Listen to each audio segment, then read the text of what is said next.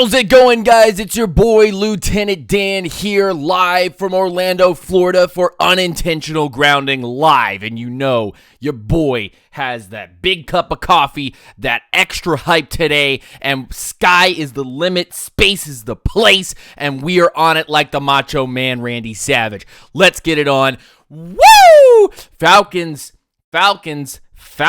second day of training camp. I'm so excited. So excited to be able to bring this to you guys, to be able to start it up on a Tuesday morning, to get you guys set and ready to go for more Falcons training camp and more Falcons training camp news. We will be live all the way until 10 o'clock to talk to you guys about Falcons news, Falcons notes, new Falcons stuff coming out of the woodwork. First and foremost, got to get some things straight from yesterday.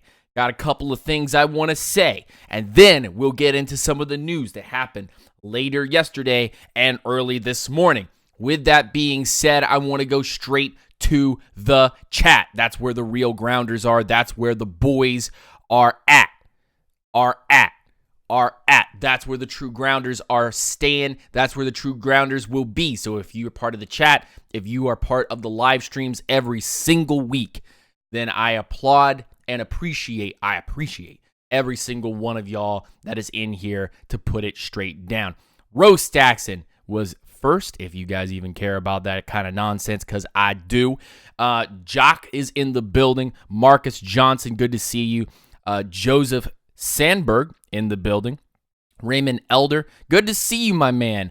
Rise up, stay grounded. D. Grant, Evan Thompson, Cookie by Nature, good to see you. I saw you in the Twitter sphere. Calling them boys out. Call them boys out. I see you in the Twitter sphere, Cookie by Nature, calling them boys out, telling them what it is. Taking off your gloves, doing the dirty work, giving them the good smack, giving them the good right in the face. I see you. That's right. You get a shout out, sir. Chris Edwards, good to see you, my man. And Hernan, good to see you. Kojak, good to see you, my man. Rise up. Stay grounded. Hope you guys are having a wonderful day. Let's get into it. Let's get it. The news. Let's get into that news. Yesterday, moment of silence. Moment of silence for all of y'all. Yesterday, we lost 2 Falcons. 2 of our birds fell out the nest, cracked their heads. It's all right, man. This is just how it is. This is just how it is sometimes. Hold on. Echo effect. No. There's no echo. No. No echo. I got that turned down. Maybe I should turn this down. Y'all freaking me out with that echo effect nonsense. Throwing me off my groove. Now let's get back to it. We lost 2 of our Falcons yesterday.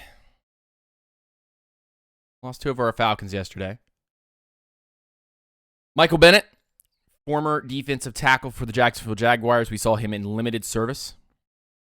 Yesterday. Yesterday being last year. And we saw him in limited service. He looked good. Falcons signed him to a futures deal. Brought him back. That you're going to be part of the D-tackle rotation. You're going to potentially make this team as a backup. You're going to be making this team over a guy like McLean. Comes back and he breaks his ankle. And I want everybody a moment of silence in here for our boy J.J. Wilcox as well, who tore his ACL first day of practice. So I'll just 10 seconds.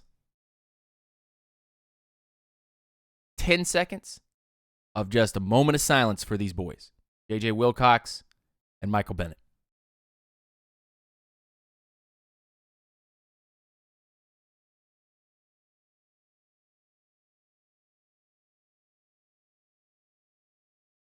Those are my boys. I was excited about them. I was hoping that they were going to work. Hope that they were going to make something happen here. And unfortunately, just didn't work out. It's not how things were planned. But hey, man, you got to bounce back from it.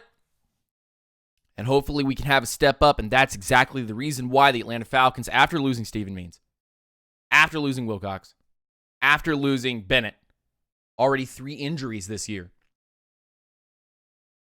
that they went out and they signed Allen mother-humping Bailey.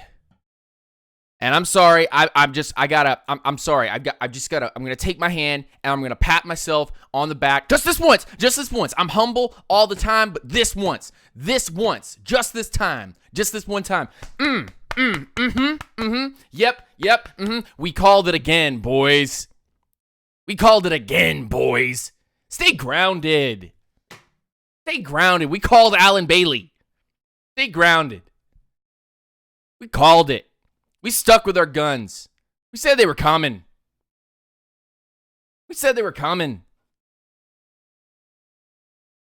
It's incredibly Irish accent. We knew they were coming. We knew Allen Bailey was coming, and he was going to be here with the team. You didn't know I was so talented, did you? But heck, Allen Bailey signed with the Atlanta Falcons, 2-year deal. And honestly, man, and maybe a lot of you will probably understand this from some type of point of view, some kind of way.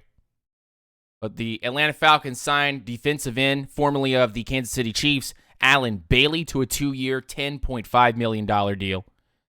Bailey spent the first 8 seasons of his career in Kansas City after the Chiefs took him in the 3rd round of 2011's draft. Miami product tallied 19.5 sacks and 207 tackles from 2011 to 2018. Played mostly as a 34 defensive end. Something that I was having a very interesting conversation with Matt Curley on Twitter about. And most of you guys can understand my excitement here because the former defensive coordinator of the Kansas City Chiefs is now the game management coach for the Atlanta Falcons, and you know that he must have been whispering something along the lines of, you want a real trooper, you want a real game grinder, you want a real blue-collar guy, you want a guy that's going to be inside, not only being able to play 5-tech for you, but 3-tech for you, and potentially even be able to play in some of those wacky 4-eye formations, allowing you to be able to play 34 and bear style fronts, which we saw some of that yesterday.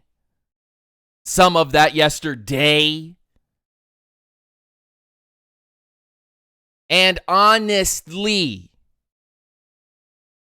what can we expect from such a man that no other team seemed to want to pick up, but the Falcons were able to sign to a 2-year deal? And I'm going to tell you right now, if there was anything that kind of tipped me off about this particular signing, it was that they had Steven Means, they had Michael Bennett, they had Rashid Hageman, they had John Kaminsky, and they were all sorta, kinda, all playing something very, very, very, very, very similar. They all play something very similar, which is that hybrid 34 defensive end, 43 5-tech defensive end on the strong side. That was all of their work. And now you have a guy like Allen Bailey who does the job of a Steven Means and a Michael Bennett all in one, which allows you to have Hageman as a backup and also have John Kaminsky be able to learn under these two individuals, allowing for John Kaminsky to grow and mature, which is what you want. Dan Quinn never has rookies playing out on the field unless it is absolutely necessary that they take that snap count. There's always been somebody in front of someone that has been previously drafted to ease them into the project, but he's not Mike Smith, where he's just going to keep him on the bench the entire year. No, Dan Quinn plays his rookies, but he would never give them a snap count that he doesn't think that they can't handle. The reason why Isaiah Oliver wasn't given more chances. The reason why Deidre Sanat wasn't given more chances. The reason why guys like Takk McKinley were given a smaller load. The reason why these guys who obviously have a high talent level weren't seen as much as they needed to be seen in the years of their draft. Is because we had guys in front of them to be able to ease them into those projects and then come into year 2 and year 3 and absolutely go out and smash. Alan Bailey brings the toughness and the physical nature, and that is the reason why today I'm going to be working on an Alan Bailey film breakdown. That's right! We're doing a film breakdown! We are doing a film breakdown today. Oh, Lord. Ro Stackson with that $10 donation in the super chat. You know what that deserves? A Ric Flair. Woo! Ro Stackson. Throw in that 10 right in my face. Hitting me with that $10 bill. Just bam, right in the face. Take it, Dan. Falcons football, let's go. Hashtag double up, he says.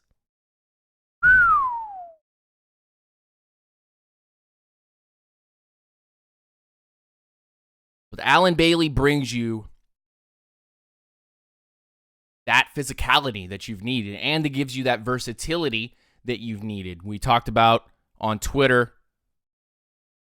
If you're following me on Twitter, at UNGR_show on Twitter, you know that I dabble with most of the other Falcons commentators, most of the other Falcons media sources, those on the third-party level and the second-party level, and those that are almost developed with the team with a strong connection. I dabble with these people, and I talk to them, and I tell them, hey, these are the things that we feel like is going to go on. And we were talking about Kaminsky having a guy like Hageman in front of him, and then having a guy like Bailey in front of that. And that is exciting because that's versatility, playing 3-tech, playing 4-eye, playing 5. You can play that 4-3 look. You can play that 34 look. You can play that bear look. It doesn't matter. You now have the personnel on paper. And I believe the personnel on the field to kick it. If you want to go 34. Jason Strong, good to see you. Solomon, good to see you. Brian Long, good to see you. Good to see the boys and girls in here kicking it early in the a.m. Waiting for some Falcons news, and here we go. Dan Quinn sharing a moment with a special fan today, says Von McClure. Jazzy Jeff Real Talk with the $5 donation in the super chat. I just want to see some Julio dab one more time. Well, boom! There you go! And Brazilian X Skills with the $2 donation.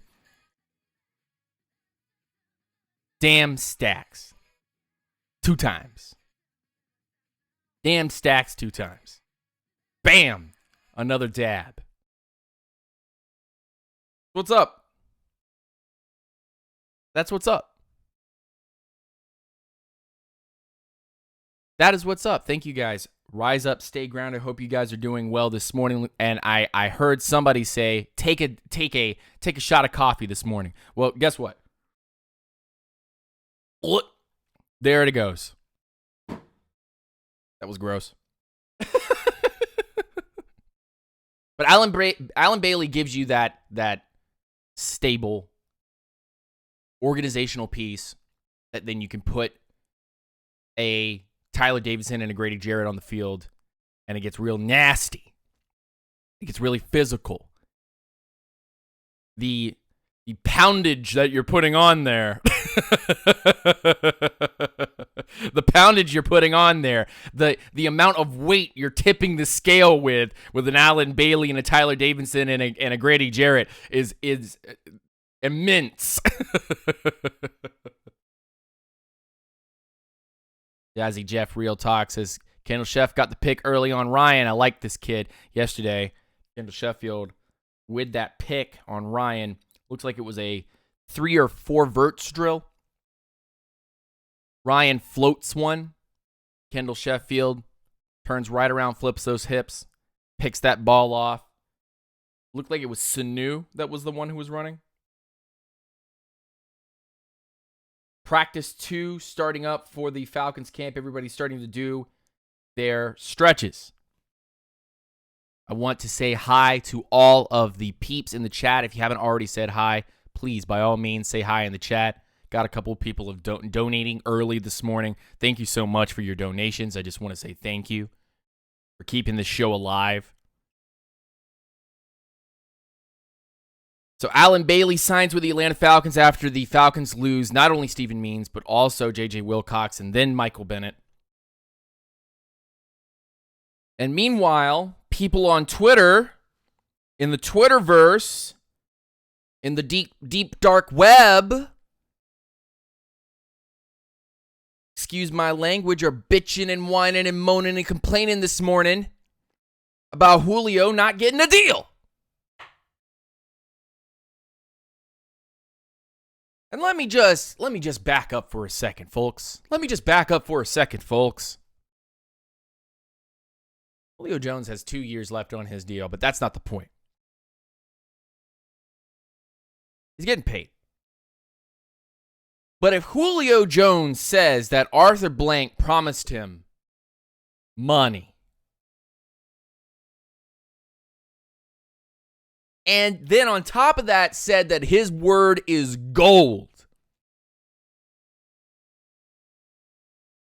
then excuse my language, that shit's gonna get done. Look, ladies and gentlemen, we are a no-frills radio show, podcast, live show, YouTube channel. We do film breakdowns and we talk football. We talk like a common fan and we talk with the common fan. We're not here to be snooty. We're not here to be politically correct. We're not here to be polite. We're here for the facts and the truth and to stay grounded. And the facts and the truth of the matter is that if Arthur Blank says something's going to get done, then it gets done.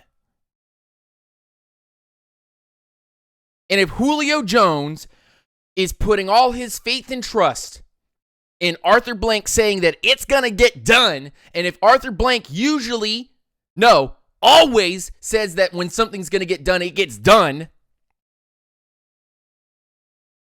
then it's going to get done. Welcome to the show. Please come inside. If you want it, if you need it, ladies and gentlemen.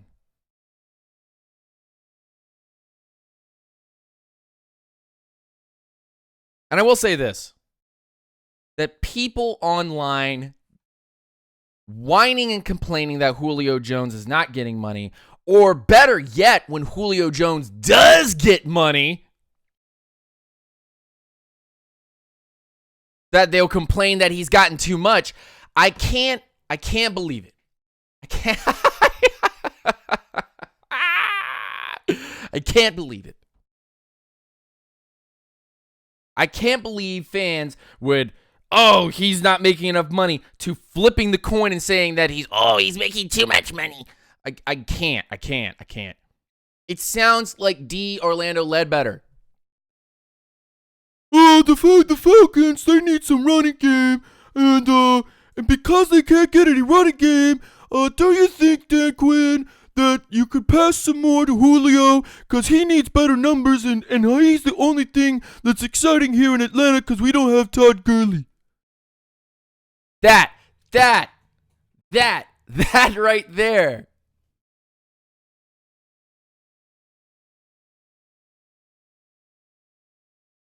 That right there is what most Falcons fans sound like when they talk out of their mouths on one side and say Julio Jones deserves the money, and then come around and say Julio Jones doesn't deserve the money.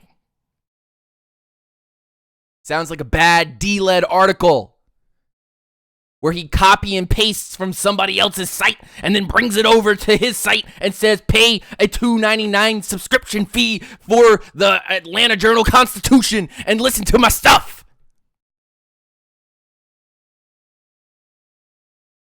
Meanwhile, I'm over here just like, hey man, if you want to support the channel, cool. If you don't want to support the channel, cool. You want to just be here for emotional support? I'm with you, brother. Thank you for the fist pump. Rise up, stay grounded. You want to hit my Patreon? You want to hit the super chat? Cool. I see you there. Real G's, right? Street recognizes street, right?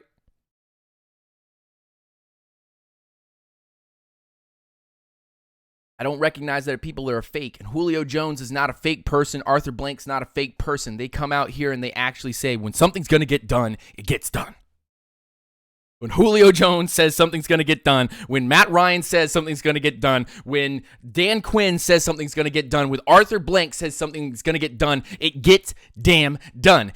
There's no hiding it. There's no nonsense, no frills. And Julio Jones has got that fire. And Arthur Blank has that fire. And I love when fans get petty. I love when fans get petty, because then I get to turn around and take my gloves off and actually slap that ass.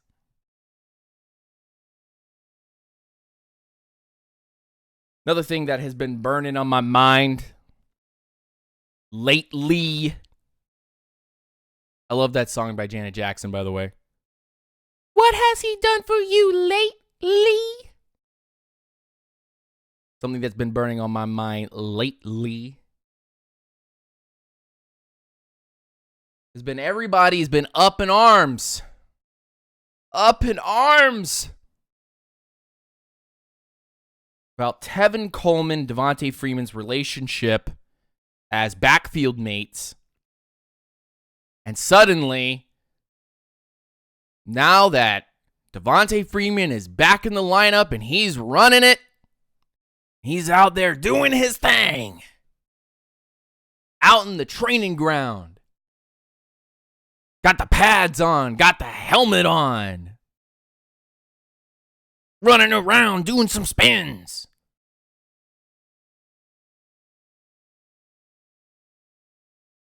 Now that he's back, suddenly everybody's forgotten that we have extra running backs on this roster. But when Tevin Coleman was here, no one could deny that Tevin Coleman was a back in our backfield. There was an argument, a debate, a real story behind it. That Tevin Coleman is a different runner than Devontae Freeman. And there was Tevin Coleman camp, and there was Freemanites.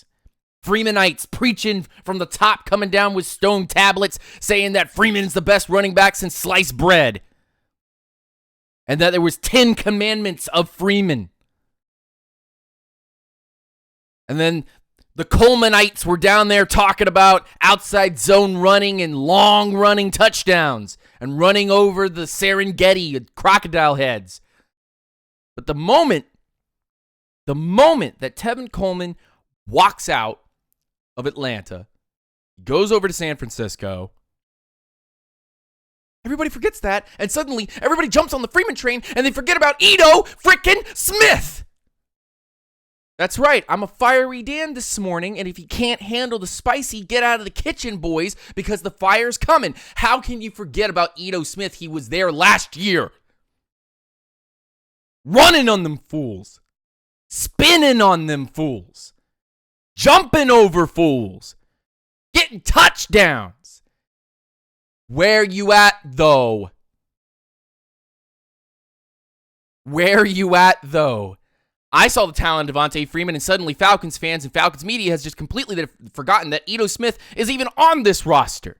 The only people that have not forgotten are fantasy football gurus who are saying, hey, make sure that you keep Ito Smith within arm's reach because you don't know if Devontae Freeman's going to step outside next morning to try to get the paper and break his pinky toe.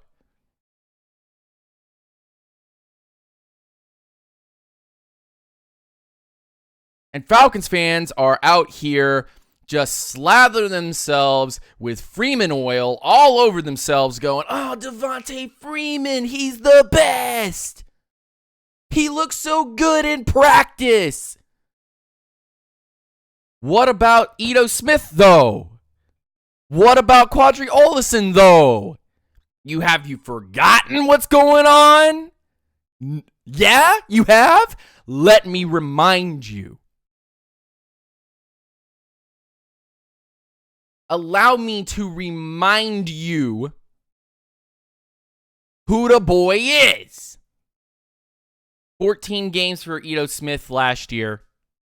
90 rushes, 315 yards, 4 touchdowns. 3.5 yards a carry.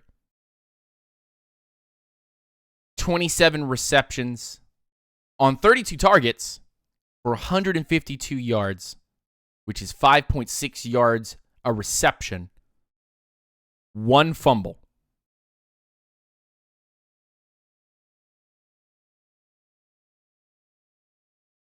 .8 yards a target. But Ito Smith doesn't Ito Smith doesn't exist now that Devontae Freeman is back. Freeman's just gonna come out here and carry the load, Not trying to be petty or anything, but, Freeman's going to probably go out there and block for Matt Ryan, right?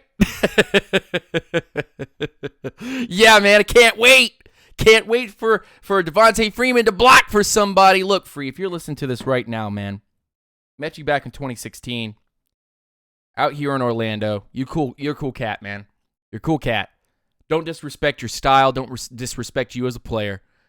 But, bruh, I'm speaking directly to Falcons fans that are overhyping your return. There are other guys on this team, and I bet you, Freeman, you yourself would even say, why are you putting so many expectations on my shoulders when there's guys like Ito Smith and Quadri Olison on this team? Not even to mention Marcus Green, who will probably get like 4 or 5 touches this year at running back, that will come out and potentially be a support for a guy like me, Devontae Freeman, who can't do it all on his goddamn own. And he's not Jesus Christ. So he ain't walking on water all year. Or maybe I've lost my mind. Maybe I'm talking out of turn. Should I be quiet? Should I calm down? Should I listen to the fans a little bit more? Maybe I should eat some of this freshly squeezed, drink some of this freshly squeezed Devontae Freeman hype in my cup. Freshly squeezed Devontae Freeman hype in my cup. 5-second pause for station identification. You're listening to nothing but the facts and the truth from your boy, Lieutenant Dan, Unintentional Grounding, live here in Orlando, Florida, for draft talk, film breakdown, hot takes, and a coffee break.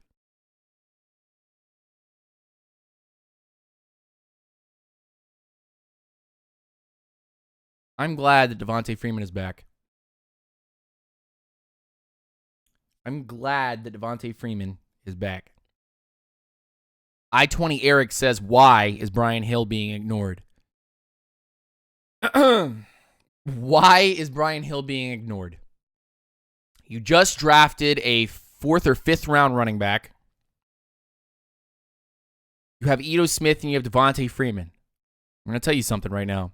Devontae Freeman, he is a baller. He's a good man. He's a great running back. Top 10 running back. Yeah, I said it. Devontae Freeman's a top 10 running back. I'm not stupid. I know what Devontae Freeman is worth. I know his value to this team. With him, you can blow people up. Without him, it gets real tough.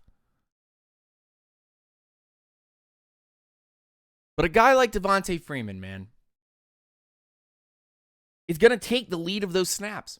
Ito Smith is going to have the second most snaps. Quadri Olison is going to get a look, and a guy like Brian Hill is on the outside of the store, looking inside the store at all the shiny toys, and knowing that he most likely will not make this team because a guy like Marcus Green will need that spot because he's going to be a returner. And let's just be honest, rumor is that he hurt himself yesterday. Yesterday, apparently, he hurt himself.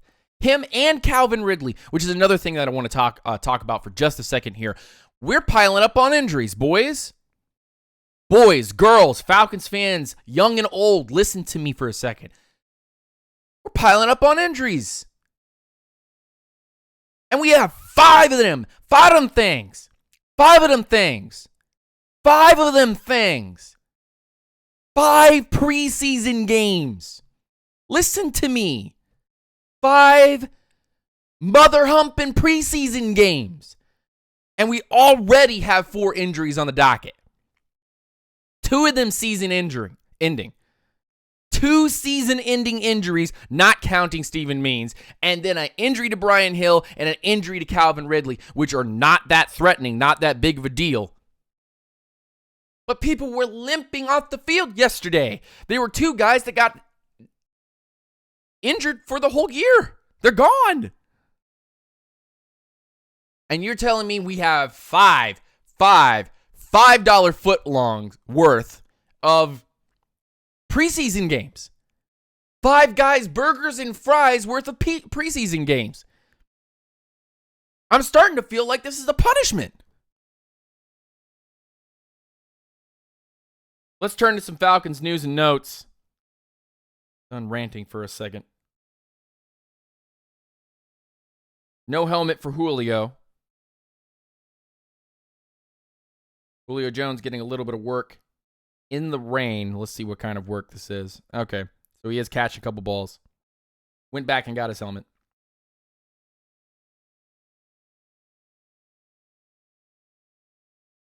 Currently, Falcons news is trickling out.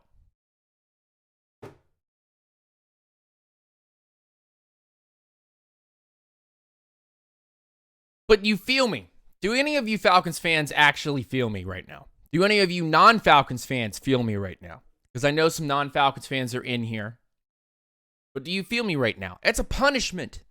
Why do I have to play 5 preseason games? I don't need that much time to figure out who's going to be on this roster and who's not going to be on this roster. I only have like 17 or 18 roster spots that are open. And of those roster spots that are open, probably 10 of them things, 10 of those spots are already predetermined. Which means I'm literally just playing 5 preseason games as warm-up, which I only need 1 or 2 of them things for. And to figure out who my practice squad is. Not like I actually get to use my practice squad because it's against NFL rules to suit up all 53 guys plus your practice squad for games, which limits you to something like 40-something guys for a game. I haven't seen that many injuries along the board of NFL news like Julian Edelman, okay, he broke his thumb or something along those lines, thumb laceration. Okay, he's gone for 3 weeks, 4 weeks. He'll be here at the start of the season. We've lost 2 guys. They're already gone for the rest of the season. They're already gone. We won't see them until 2020 if we see them in 2020 if we bring them back.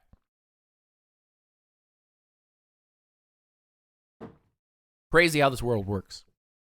Crazy how the world turns and works.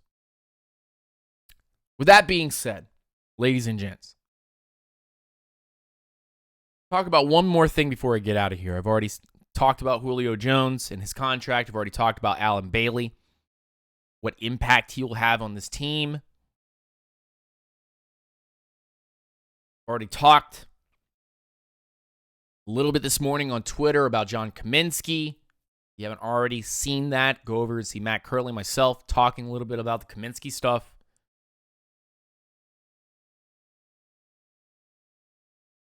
Already talked about Devontae Freeman a little bit. But something that we're not talking about, that no one is talking about. It's giving me a good rash, a good itch. Might need a little cream to settle that down, man. Because it's honestly, it makes my skin itch, man. It makes my skin itch since we're not talking about it. Because it's actually kind of important.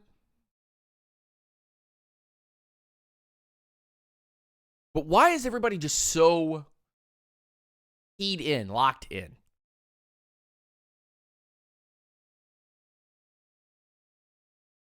To this sudden idea that Deion Jones is back, right? Let's talk about this for a second. Deion Jones is back. But did anyone catch recently that the coaching staff wants to make him gain weight? No, nobody heard that. Nobody in here heard that. I'll repeat it. The Atlanta Falcons coaching staff wants Deion Jones to be above that 225 weight. And they would much rather him have 230 or more. Deion Jones says there's a very good potential. That he's able to get up to 227. The lowest weight that he was last season, 2018, was 219 pounds. Unacceptable by me, but it allowed Deion Jones to be able to be fast and elusive and also injured. He was injured during that time, so of course he lost weight when he's not doing the practices and doing the runs, and you know, he thought he was going to be gone for most of the year anyway. But here we are, Deion Jones is being asked to gain weight. And meanwhile, on the other side of the docket, Undisputed Boom, good to see you in here, my man. Rise up, stay ground. I hope you're doing well. Where's my chips and salsa, bro? Where's my chips and salsa? I expect it every time you come in here. Where's my chips and salsa, bro? Where's it at? Stop everything. Where's my chips and salsa? You're going to come in here with Moe's icons. You need to give me chips and salsa in the morning, bro. Where you at? Deliver. There you go.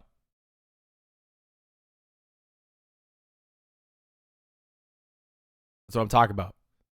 Grounders coming up in the clutch, delivering Lieutenant Dan some food when he needs it.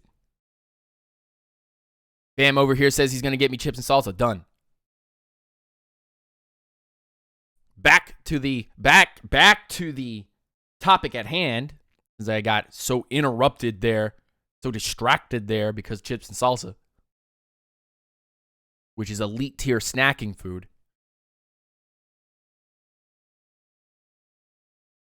I honestly think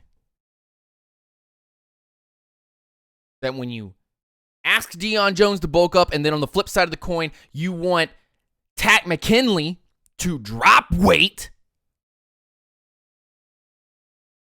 and you have Vic Beasley out there with linebacker training, which, by the way, more videos surface of Vic Beasley's speed in the training, and obviously people want to see that in game time.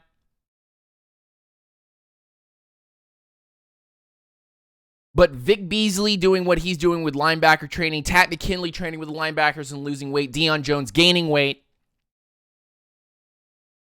And I'll put a couple more factors in here just so that you guys get it, just so that it clicks. The light bulb turns on for you guys. The power source goes into the light bulb and makes the filament slide up, and boom, you have your light turned on over the top of your head. You can use that to screw it in to any destroyed light bulb, any blown light bulb in your house. But Rashid Hagman, John Kaminsky, Alan Bailey, Adrian Claiborne, Grady Jarrett, Deidre Sanat, Tyler Davidson. Sanat working on more of his pass rush, by the by, if you haven't seen him out there being a kung fu master.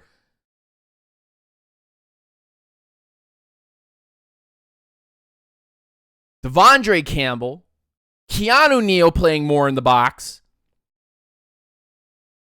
The transformation of Isaiah Oliver out there learning growing, maturing. Well, now, not excluding a guy like Jack Crawford, but well, now, sure does feel like a 34 to me. But I just need to be humble and not pack this all in and try to pat myself on the back. Pat myself on the back. Patting myself on the back like a madman because, so it just so happened that we started to see this back in 2018. We called it. Then we saw it in practice yesterday. And we most likely will see something very similar at least once today.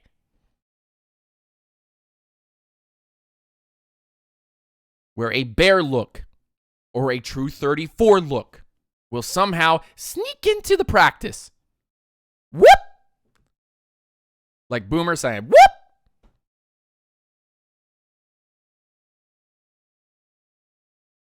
Guys like Mad Mike Sports and Fearless Sports with the Don and guys like the Real Pat Man are out here preaching those facts and those truth and saying, hey, look, here's all the guys on the roster. On paper, this now makes sense in the way that Dan Quinn has looked over the thousands of plays all the way from his Seattle days all the way till now and said he doesn't like what's happening with the scheme. He's going to change things up. And he also didn't like the execution. He's going to take things over by hand, which is the only way to make great food, by the way. Microwave food is shit tier. And making food by hand will always have love and will come out correct. Just your food tip of the day. Make sure you use olive oil in your pasta when you're cooking it in the water. Separates the pasta from the bottom of the dish. Just letting you know. But Dan Quinn out here taking control of this all on his own, and Ricardo Allen said it his best. Ricardo Allen is a G. Ricardo Allen's a G, and here's why. He says yesterday, look, man, Dan Quinn's taking control of this defense by hand. And he wants to live and die by what we do on the field. And Ricardo Allen almost looked like he was about to cry when he said this. He was like, and that right there, that's the ultimate trust that any coach can give his players, and will play for that. We'll do what you're asking us to do. That's the ultimate ballsy move by Dan Quinn to say, I'm taking control of this thing, and I believe in my players, and we're going to execute at the highest level we possibly can. Look, man, just, hey, just leaving it real, okay? Just facts and truth, right?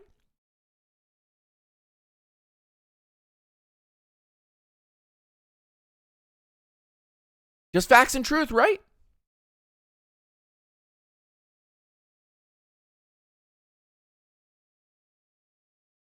But this all screams 34. This all screams 34. And those of us who have been preaching it and those of us who have been talking about it constantly are finally feeling justified when we're saying a guy like Alan Bailey was a target for the Atlanta Falcons. And early on when we looked into this process, we saw Deion Jones looking to gain weight. We saw Pat McKinley wanting to lose weight. We saw Vic Beasley out there working with his stuff. I think it's just interesting that no one's talking about guys gaining and losing weight. No one's talking about positional, at least on paper. No one's talking about where guys are lining up and what guys are doing with their training programs and how they're treating their bodies. I think it's just something that we're just completely missing, which is really funny. I think it's absolutely funny. One last thing before we go.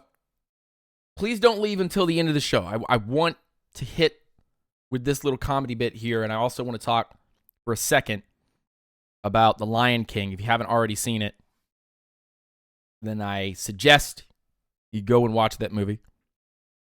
I want to give a little review on it. But can I put this down very quickly? What's with this Vic Beasley hate? And even people are coming off and they're saying, oh, I was just joking. I'm just joking, man. It's just a prank, bro.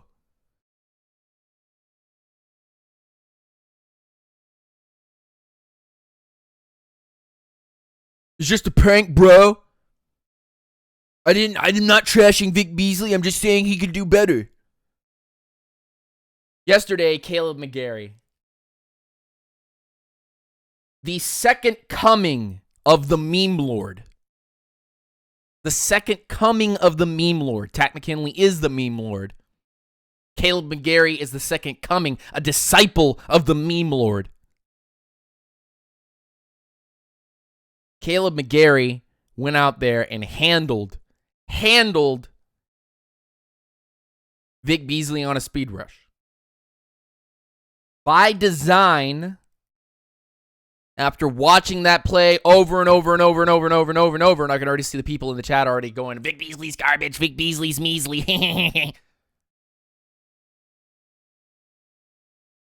By design, after looking at that play multiple times, Vic Beasley goes to the outside. Grady Jarrett goes into Vic Beasley's space. And then you had some interior pressure push on that. And honestly, the first comment that I saw, and the comment that actually just made me want to go on a rant, but I'm going to keep myself composed. I'm going to keep myself composed here. Just like Trump, I'm going to keep myself composed. Vic Beasley, such a good player. I'm going to keep myself composed here. I'm going to say something. The comment that ticked me off, the one that made me almost lose my mind, was someone said, hey, Vic Beasley had an easy way to hit Matt Ryan. Good to see Chase Smith. Rise up, stay grounded, buddy. But Vic Beasley had an opportunity to do an inside move and then go at and hit Matt Ryan or disrupt the pass. And I said, yo, hold on one second. Hold on one second. Are you telling me that you wanted Vic Beasley to hit Matt Ryan in a padded practice that is 5 preseason games away from starting the regular season? You wanted Vic Beasley to hit a multi-million-dollar quarterback just to prove that he's getting better at his pass rush? You want that? That's what you want, buddy?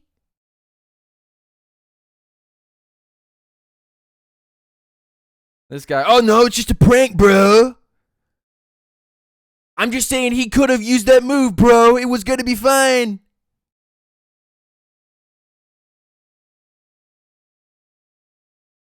Meanwhile, Caleb McGarry, after watching that play multiple times, because Vic came around, and I say this in my film breakdowns all the time, you want to arc.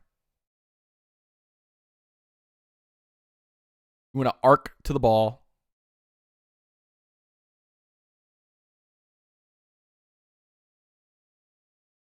And honestly, when you dip and you dive in and you go after a quarterback, that is the most appropriate way. But when you get taken to the golden arches, which means you go to McDonald's because you get run out of the play, what Caleb McGarry did with Vic Beasley's speed. So I know that there are other guys that are as fast, if not faster, than Vic Beasley. And Caleb McGarry already is showing that he can handle these things. But I think it's just funny that they'll go to any depths. Anti-Beasley guys will go to any depths to hate on Vic Beasley. And we're talking about practice. AI, come save me, please. Allen Iverson, please come save me right now before I start going. Nope, can't save me. It's coming out. We're talking practice, y'all. Not a game. Practice. We're talking practice, y'all. Not a game. And you want this man to hit one of your own players and potentially hurt them. And we already lost 2 guys. Stupid. Absolutely asinine. Because whether Vic Beasley touched Matt Ryan on the shoulder or potentially bumped him a little bit or got in front of the pass, Matt Ryan's still going to throw that pass because it's practice. Not a game. But Vic Beasley haters will go off of anything they can find about anti-Beasley stuff.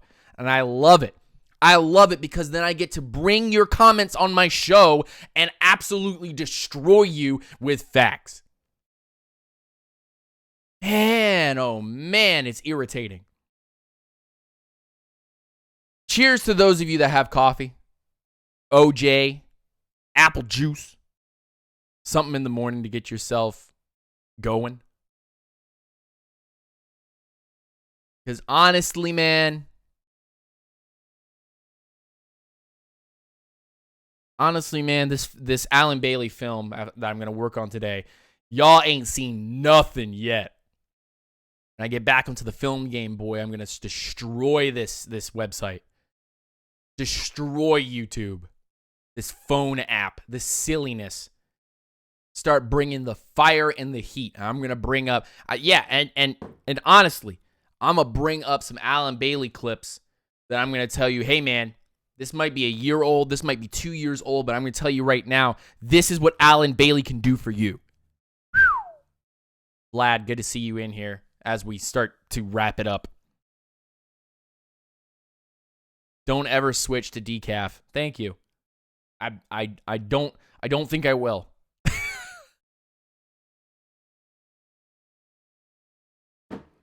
But ladies and gentlemen, boys and girls, we've come to that time of the show. We've come to that time of the show in the neighborhood as I get up like Mr. Rogers and go to my coat closet and put on my jacket. We've come to that time, boys and girls, on the show where I want to do a little something that has nothing to do with football.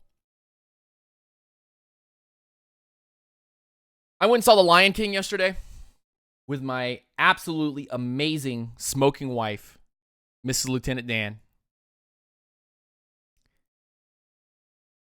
And the two of us went and sat down and we watched The Lion King. And we oohed and we awed at the theatrical score. We oohed and awed at the CGI animation, the very realistic view of the animals, the story and how it was placed. And I got some criticisms, and I've got a ranking for this. Among live action / CGI movies that the Disney company has redone. And if you have seen The Lion King, I am glad. And if you have not seen The Lion King, I'm not going to put any spoilers. Well, okay, there'll be one spoiler. So if you have not seen it and you don't mind getting spoiled, stay with me. If you do, thank you for coming to the show. I really appreciate it, and I hope to see you again very, very soon. But The Lion King ranks number 2 in CGI live-action Disney remakes. Only behind Beauty and the Beast, and here is why. Of the theatrical numbers that came from the original cartoon,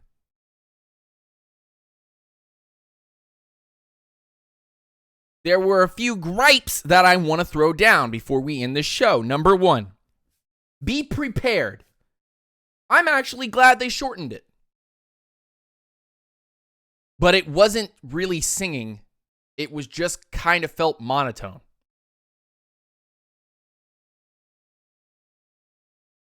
Just did. But I'm glad they shortened it because honestly, they did some other songs that were brand new that I enjoyed. I enjoyed those songs. They were fine. Number 2. You took out Asante Sana Squash Banana from Rafiki's lines. How dare you, sir? How dare you take out Asante Sana Squash Banana? I'm going to puff my chest out and say that is one of the most beautiful memes in the African language. Many, by the way, many languages. But Swahili is beautiful. And you took out Asante Sana Squash Banana. Which means that you are a baboon and I am not. Rafiki would say that in the lead up to Simba realizing that he's the king. You took out one of the greatest Disney memes and you didn't replace it with Jack. Although Seth Rogen's Pumbaa is probably the most based Pumbaa of all time, because Seth Rogen is a stoner, and Pumbaa kind of looks like a stoner in this movie, and it's great. And he does that laugh. Seth Rogen, dude. Seth Rogen, man. Oh, my God. What a guy. What an absolute legend. The cast was well done. James Earl Jones coming back as Mufasa. Classic, iconic. Can't get enough of it. But honestly, there were just moments in that movie that just didn't feel like The Lion King, the cartoon, which is iconic. That's the iconic part of this whole thing. You base it off of the expectations of the cartoon and how does it translate into more of a real-world setting. And honestly, Lion King, firmly after a whole 24 hours of thinking about it, damn, good movie. But not as good as Beauty and the Beast. Because Beauty and the Beast took it to a level that I was like, Beauty and the Beast, boys. Beauty and the Beast. Even with Emma Watson as Belle, I was fine. I was fine with it. I'm okay with it because she played a good Belle. But I'm going to be critical, bruh. I'm going to be critical. You took out Asante Sana Squash Banana. There are also a few other lines missing through the movie that were iconic in the other movie, the cartoon version. I just felt hurt as a child inside. I felt hurt. How dare you? Didn't want to say anything on Twitter. Felt dirty when they didn't do it. I was like, I got to take a shower now. That's right there. That would have been the pinnacle. You would have done it for me. You didn't. Big oof. Other jokes. Some that felt a little forced. Honestly, Timon was well. Pumbaa, Simba. I mean, Scar in this movie was a good Scar. This was a good Scar. So, just my 2 cents there. And before I leave you guys, I want to quickly state that could you please, by all means, take a look at the Georgia Care Project campaign for access, reform, and education on medical marijuana and cannabis for soldiers. You can find that at gacareproject.com. Go check it out. Nonprofit organization that is working very hard to help reform the current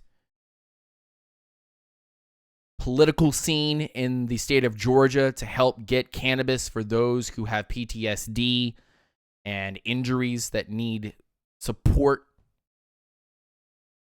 And honestly, can you also take a look at A Rare Peace?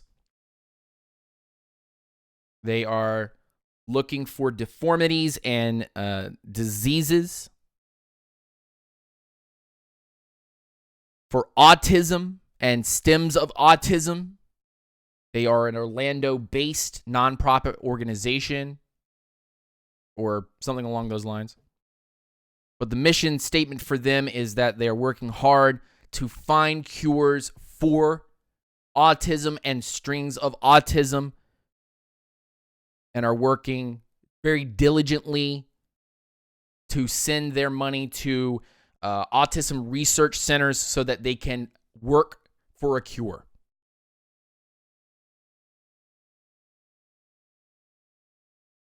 So that is careproject.com. And you can find a rare piece on Instagram. Their shop is open for t-shirts and bracelets. My name is Lieutenant Dan. This was Unintentional Grounding Live.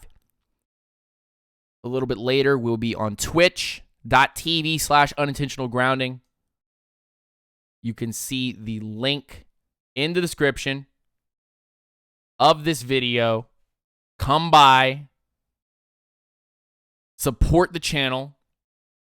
Discord link in the description, as well as my Instagram and Twitter. And the links to the Real Pat Man, Mad Mike Sports, and New England City Sports link. Take a look at those guys. Chill out with them. As well as all of my support links down there for the Patreon, as well as merch if you're into that thing. If you're into that kind of thing. My name's Lieutenant Dan. This was Unintentional Grounding Live. Thank you guys for joining us. I'll be tweeting out a bunch of stuff. I'll be on Instagram today. I will be on Twitch later today to play some games and talk Falcons football with y'all. And I hope that you enjoyed today's show. Please leave that like. Please subscribe to the channel. Hit that notification bell. If you feel so generous of doing any of those things, and if you feel extra generous, please share out this content to your friends and family. Rise up, stay grounded, and you are listening to nothing, and I mean absolutely nothing, but the facts and the truth from your boy, Lieutenant Dan, here on Unintentional Grounding Live, here in Orlando, Florida. Peace and hair grease to all of you. Thank you for the donations from Jazzy Jeff, Brazilian X Skills, Rose Stackson, who all get a big Ric Flair woo. Woo! Rise up, y'all.